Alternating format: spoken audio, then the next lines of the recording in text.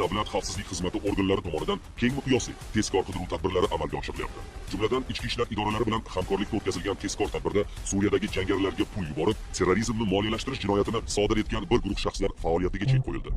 Uchun dunyoga dinlar chaqqon zotlar misli haykal qotdilar, ko'z qarasi bilan atrofga boqib. Boshliq fitnaga kirgizsa seni itoat qilmaysan.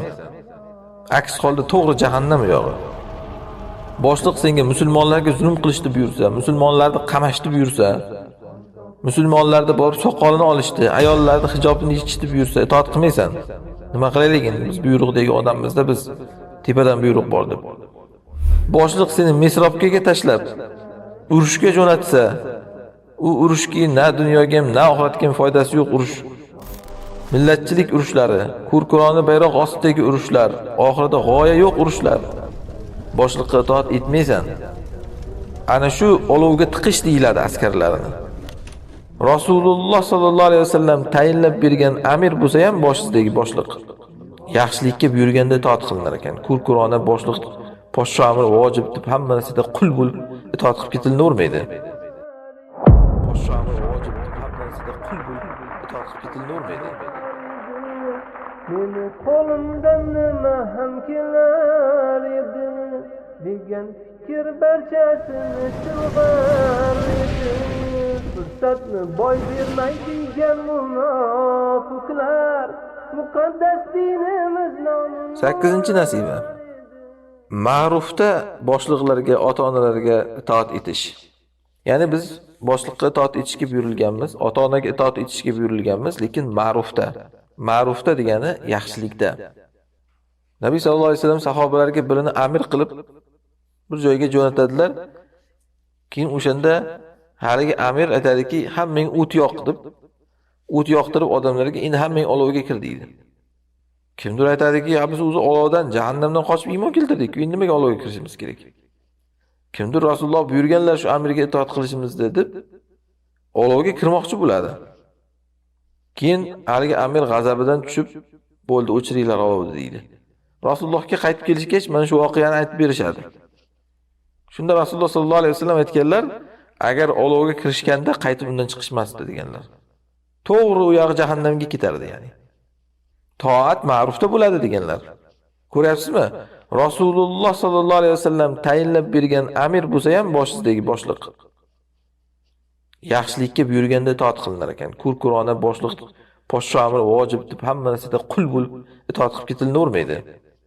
Bu nimaga ishora bo'lgan qarang? Olovga kirgizishga buyruq va kirsa olovga to'g'ri u yog'i olovga ketardi jahannamga deb. Boshliq fitnaga kirgizsa seni itoat qilmaysan. Aks holda to'g'ri jahannam yog'i.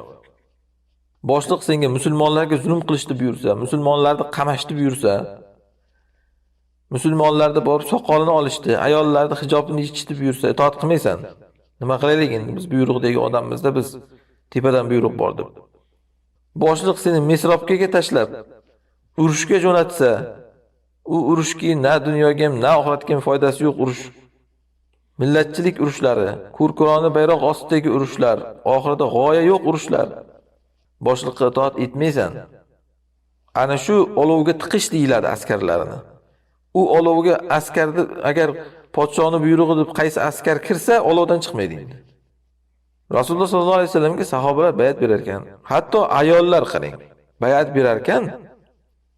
Bir jumla bor bayatda kelgan. Mana Alloh Qur'onda aytgan buni, ayollar bayatida. La ya'sinaka fi ma'rufin fabay'hun. Yaxshilikda sizga osiy bo'lmaslikka bayat bersa, siz ulardan bayatini oling deydi. Qarang, aslida Rasululloh yaxshilikdan boshqa narsaga buyuradilarmi? Yo'q. Lekin shunda ham hatto aytilyaptiki, yaxshilikda sizga osiy bo'lmaydi. Yana ayollarga aytilyapti bu gap qarang. Erkak endi batariqa alo degani. Mana bundan chiqadiki, ayolmi, erkakmi, boshliqqa yoki xosatan mana ayollar eriga itoat qilishda, ayollar qaynona qaynotasiga itoat qilishda yoki ota-onaga itoat qilishda ham ma'rufda osiy bo'linmaydi. Ba'zilar borda hozir mana erlik huquqini xudolik huquqida o'ylab olgan. Ba'zi qaynona qaynotalar ham shunaqa, ba'zi ota-onalar ham shunaqa. unga qaynona qaynotalik, ota-onalik berilgan huquqini xudolik huquqi deb o'ylab olgan. Ya'ni men nima desam shuni qilasan deydi. Bo'lmasam namozing ham bekor, bo'lmasam hijobing ham bekor, bo'lmasam qilgan ibodating, ilming ham bekor. Avvalo meni rozi qil. Sen xudomisan, sen hamma narsa sen aytganingdek bo'lish kerak. Ana shu aytiladi-da, erlik yoki ota-onalik yoki boshliqlik huquqini ilohlik huquqiga aylantirib olish senga hech kim bermagan buni. Hatto mana Rasulullohga ayollar bayat beryapti, qarang. Yaxshilikka buyurganda osiy bo'lmaydi sizga deb bayat oling degan. Yana aytayapman, aslida yaxshilikdan boshqa narsaga buyurmaydi Rasululloh. Endi hozirgilarga kim kafolat beradi yaxshilikdan boshqaga buyurmaydi deb? Ota-ona haqida Alloh aytgan, qarang mana. Agar shirkka seni buyursa, itoat qilma ularga degan. Ha dunyoda lekin ma'rufga ko'ra muomala qil degan, ya'ni yaxshilikchi.